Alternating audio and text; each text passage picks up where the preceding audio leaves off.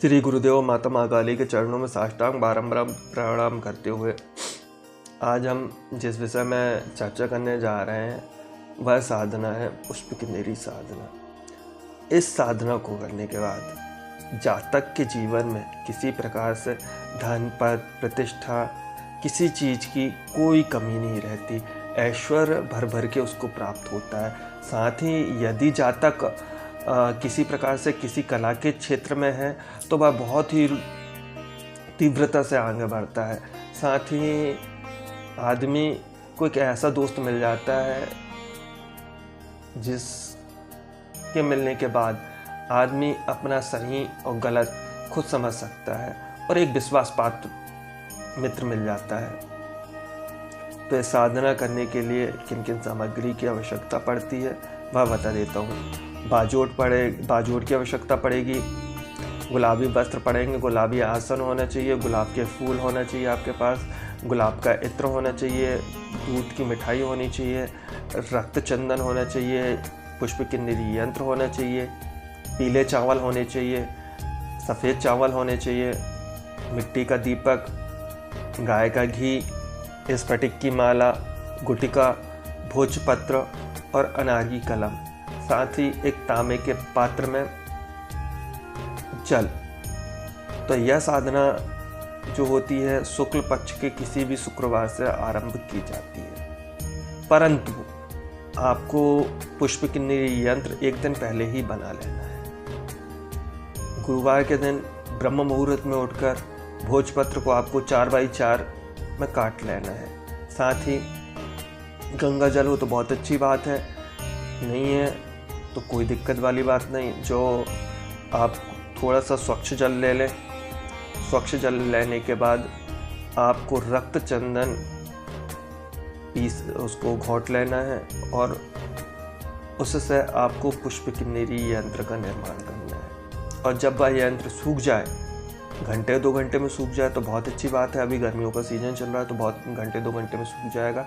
तत्पश्चात आप उसकी पंचोपचार से पूजन करें।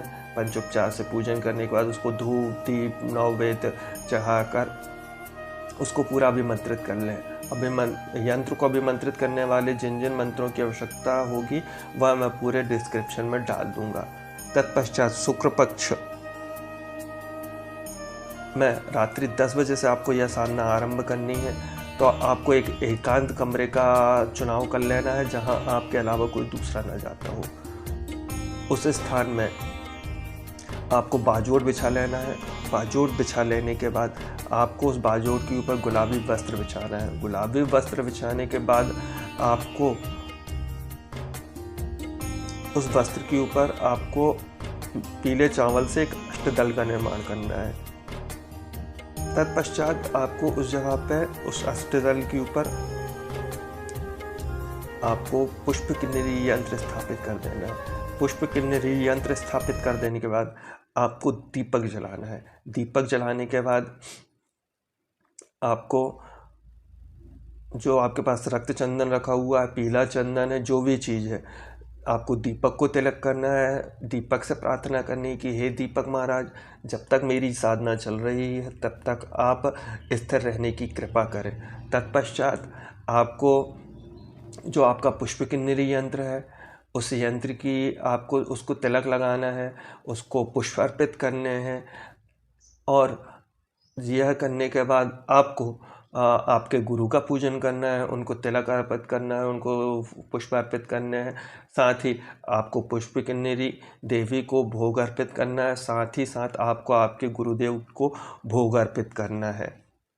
और फिर आप हाथ में थोड़े से सफ़ेद चावल, थोड़ा पुष्प और थोड़ा सा जल लेने के बाद संकल्प कर लें कि मैं यह साधना कर रहा हूँ, अतः हे देवी आप सहायक हों।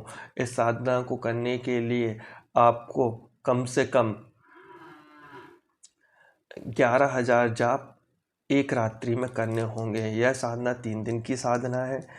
तत्पश्चात जब अंतिम दिन आपके समक्ष पुष्प किन्नरी देवी आकर खड़े हो जाए तो आपको 2 गुलाब की माला लेकर एक माला उनको दे देनी है और एक माला आपको स्वयं रख लेनी है। जैसे ही वह आपके गले में माला डालें तो आप उनसे वचन ले लें, जो भी आपको वचन लेने हैं, कि आप कैसे आएंगी, आपको क्या क्या चीज़ें पसंद है, क्या कैसा है, जो भी चीज़ें हैं आप वह सब उनसे पूछ लें। परंतु साधना के दिनों में, साधना के टाइम में विशेष रूप से ध्यान रखने योग्य बातें हैं कि आपको यम के 8 नियमों का पालन करना होगा। साथ ही यदि साधना काल में यदि आपको पायलों की आवाज़ आए, आपके पास कोई आकर बैठ जाए, आपको शरीर में टच करे, तो आपको मंत्र छोड़कर उससे बात नहीं करनी है। आपको आपके जो मंत्र हैं उतने मंत्र होने के बाद ही आपको उनसे बात करनी होगी। पूर्ण रूप से सात्विक साधना है।